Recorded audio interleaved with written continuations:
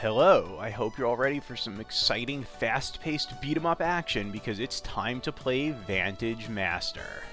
Before we jump right into this mission, I'm just going to take a second or two to look over the Master's stats and compare them, and we can see that, in fact, the other Master is not terribly powerful. He has slightly higher magic power than we do, equal speed, and everything else is awful. The mission lighting is bright, it will change with the clock, and that's all we need to know, so let's get started. We can see in the information window that we're starting on height 8 terrain. That's pretty high up, and we've got 3 magic stones up here, half the magic stones on the field. The enemy master doesn't have any tricky ranged attacks, he doesn't have any extra summons, and he doesn't have any magic. That means the plan for this one is going to be simple. We're going to take our new Nadiel, Aetherian, and we're going to hold the high ground, claim these magic stones, and push. I'd really like to just summon an Aetherian first to get one on the field, but Aetherians are kind of slow, so they don't make a good first summon for grabbing magic stones. On the other hand, we started with one, so our master will be able to claim the third on his second turn. Starting with a Dulm Dollar is a little bit tempting, but I'll just go with the Aetherian and we'll see if that works out. I don't want to summon a fire type first because I really want him to summon a heaven type, and my earth type Aetherian will encourage that. The reason I want a heaven type on the other side is because I want to summon a couple of fire Nadiels to press the attack. Fire Nadiels are good attack types, and that'll force him to summon water for defense, which will let my Aetherian pick them apart from range. So the Aetherian is slow, has high attack power, a range 6 attack, and the firing angle is, well, I'm not really sure what's going on there, but I'm pretty sure it'll show up correctly on the summon screen. My Aetherian is going to move into firing position on the left from where it can shoot down at the 2 magic stones at the bottom of the cliff. Now my master can take the 3rd magic stone as planned and summon the first of my attacking fire Nadiels. Oh yeah, but first the Aetherian's attack angle. Yeah, we can see here that it's got a large attack angle. I'll talk more about that in a minute. Now I can summon that Dulm Dollar I wanted. The Dulm Dollar will be able to threaten his Gwenfoss when it tries to claim one of the 2 lower magic stones. While the Aetherian wouldn't be able to finish off the Gwenfoss because it would be Earth attacking Heaven, my Master is a capable combat unit if I can't get another Nadiel into range. Plink! As you can see, the Aetherian possesses the power to reach out and touch someone. While the Aetherian only has an attack range of 6, ranged units get a range bonus from attacking from higher ground. The larger their firing angle, the more of a bonus they get. That's one of the 2 things that firing angle affects. Oh well, I was hoping that would kill, but whatever. Time to advance and summon a Hepatus. No, I said a Hepatus. That was a misclick. Okay, with 2 fire types on the field now, he should be forced to summon a water type for defense. However, my Aetherian will be able to hit it. His Farancel is almost dead, and he's just claiming his 2nd magic stone now. Okay, he got the 3rd one too, but not for long. It's my master's turn. His Farancel is 6th in the turn order, and his Recu is 8th. His Gwenfoss is 4th, but his other 2 Nadiels are going to die before they get another turn. My biggest concern right now is that depending on the action delays after all these attacks are executed, he may be able to get some hits in on my master, and I'm not sure how much damage he'll be able to deal. But with just 1 Gwenfoss, his flimsy, puny master, and whatever else he happens to summon, I don't think he can kill anything. My master softens up the Recu for my Aetherian, my Hepatus will kill his Farancel, and my Dulm Dollar's action will depend on what he summons. Okay, he summoned another Gwenfoss. I'm not really sure what the AI's plan is here and how it evaluated that as a good move.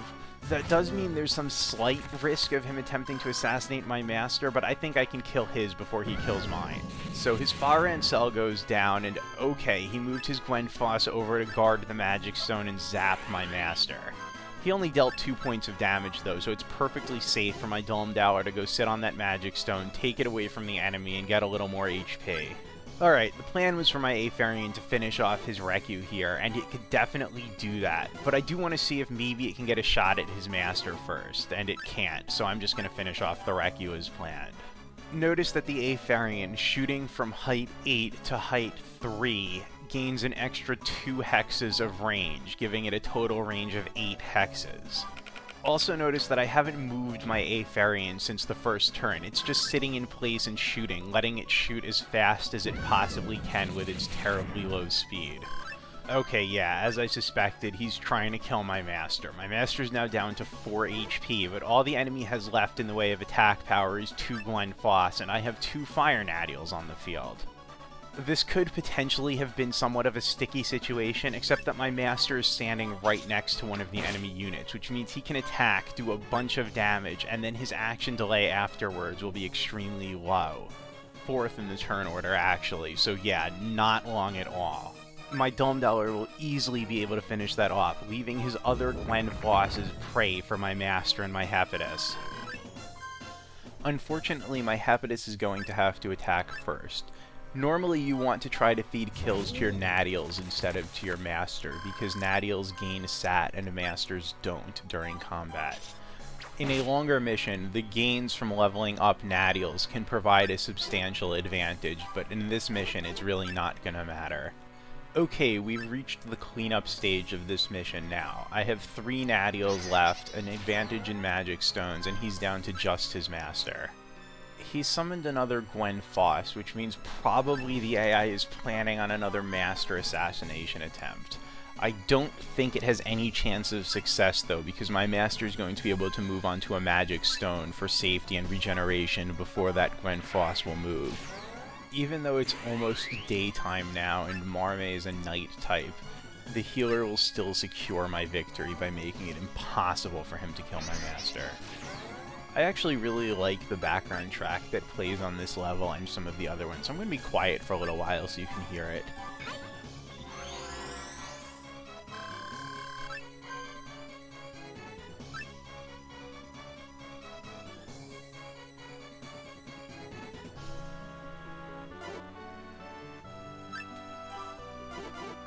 Right, so, both of my Fire Nadials will move before his Glenfoss, which means I'm going to be able to just pick that up for no effort here. My next summon will be a Farancel, because despite its best efforts, Aetherian is really just too slow to catch up with my advancing forces here to help against the enemy Reku. His Reku will unfortunately get a free shot at one of my Fire Nadials, but that's not going to win him the game. Yeah, see, the Aetherian can't even move into range on this turn, which means by the time it gets to move again, things are going to be pretty much over. Oh, he opted not to attack in favor of summoning a Farancel and forming a wall to protect his Master that my units can't move through. Well, that'll draw things out a little bit longer, I guess, but it's certainly not going to save his life here. However, that kind of every other hex wall is worth remembering because you can use it yourself to deny the enemy access to some territory. Except for flying units like every Heaven unit, for example. So now we're going to see the other strength of ranged attacks, that is, attacking things that would otherwise be safe behind a line of allied units. It's very useful to weaken the enemy Master, driving it away from the front lines, or to finish off wounded units before they can be healed. Remember that healing a unit is always going to be much, much cheaper than summoning a new one, and won't take up one of the Master's precious turns. Yeah, this game is Japanese. Have I mentioned this game is Japanese? The anime fans amongst you might recognize that as calling my unit an idiot repeatedly as it beat it over the head with what I think is some sort of stuffed animal. Well, I've managed to be terribly ineffective at killing the enemy Farancel, so this is just dragging out probably until my Aetherian gets to take a second shot at the enemy Master and finish him off. But wait, silly me, I forgot that Aetherians are really, really slow. Domedeller gets the honor of finishing off the enemy Master. And with that attack, we have triumphed over the 4th mission. I'm crossing my fingers for more magic power or speed here, preferably magic power. Yes, our Master's puny magical strength has increased by 1. And we also got the Mandolin of Blessing, which lets us cast the Bless magic. So that finishes off the 4 missions from Phase 1, and next episode we'll be beginning Phase 2, where we will face an increased variety of terrain and challenges. Tune in next time as we hunt down a ninja in his shadowy cavern lair.